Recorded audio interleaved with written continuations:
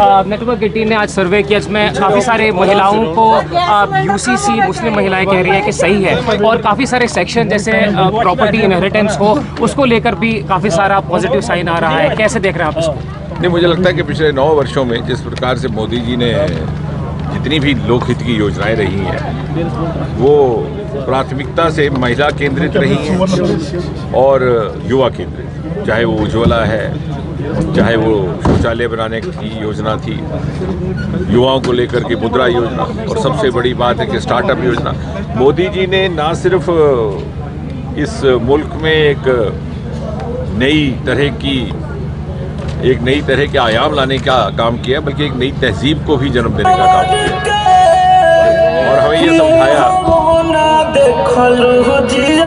और हमें ये पहली बार समझाने की कोशिश हुई है कि रोजगार का मतलब सिर्फ सरकारी नौकरी नहीं है। रोजगार का मतलब सिर्फ सरकारी नौकरी नहीं है। आप ज़रा अंदाज लगाइए कि सन 2014 से पहले इस मुल्क में स्टार्टअप की तादाद महज 350-400 थी, आज बढ़कर के 1 लाख से ऊपर हो गई।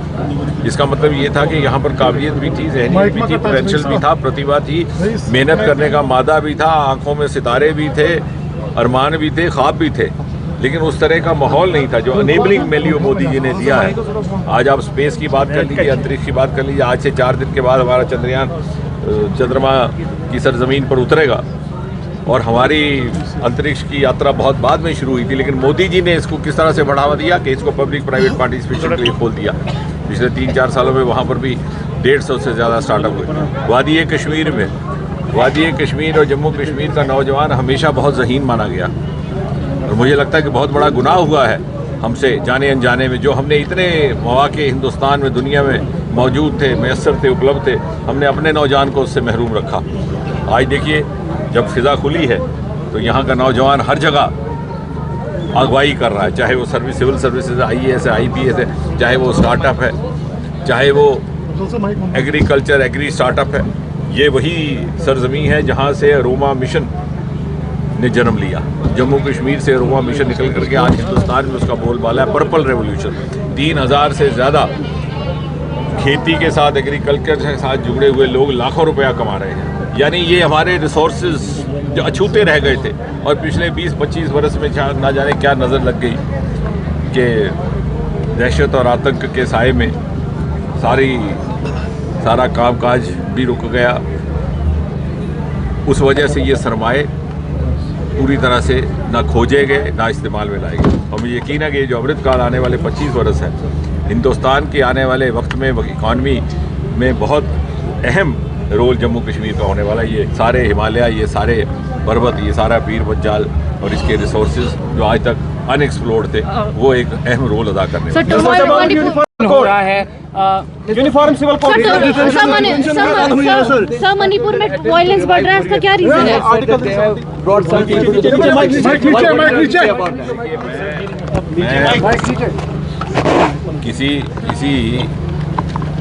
सर यहाँ पे देखिए, किसी व्यक्ति विशेष या किसी लीडर के ऊपर तबसरा करने की कभी मेरी आदत नहीं रही, लेकिन एक आम शहरी होने के नाते पाँव ज़मीन पर जुड़े हुए मैं ये कह सकता हूँ पूरे हौसले के साथ कि श्रीनगर का आम शहरी, श्रीनगर की कूचों गलियों में चलने वाला आम शहरी, वो मोदी जी के इस सफ़र का हिस्सा बन करके आगे बढ़ना चाहता है। और हमसे बहुत बड़ा गुनाह हुआ, हम जो भी हैं दल का लोग, हमने उसको मरहूम रखा इन तमाम मौक़ों से। एक खौफ का पर्दा उसे रोके हुए था शायद, अब वो भी जाता रहा। और आने वाले वक्त में देखिए कि हिंदुस्तान की आगे की जो तरक्की की यात्रा होगी, उसमें यहाँ के नौजवान, यहाँ के शहरी एक अहम रोल अदा करने वाले हैं। The youth of Kashmir wants to move on, और उसमें उसकी सलाहियत भी है, उसकी काबिलियत भी है, काम करने का उसमें हौसला भी है, और उसके अरमानों में वो ख्वाब भी है। सर,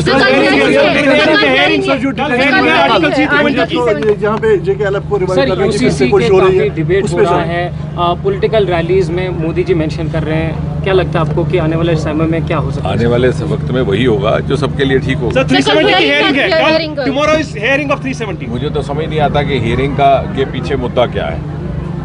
जिन लोगों ने 370 लाया था, आइन में लाने के लिए जो सबसे बड़े इसके पैरोकार थे और सबसे बड़े जो इसकी पैरवी कर रहे थे, पंडित जवाहरलाल नेहरू और दूसरे लोग, उन्होंने खुद ये कबूला कि ये आर्जी है।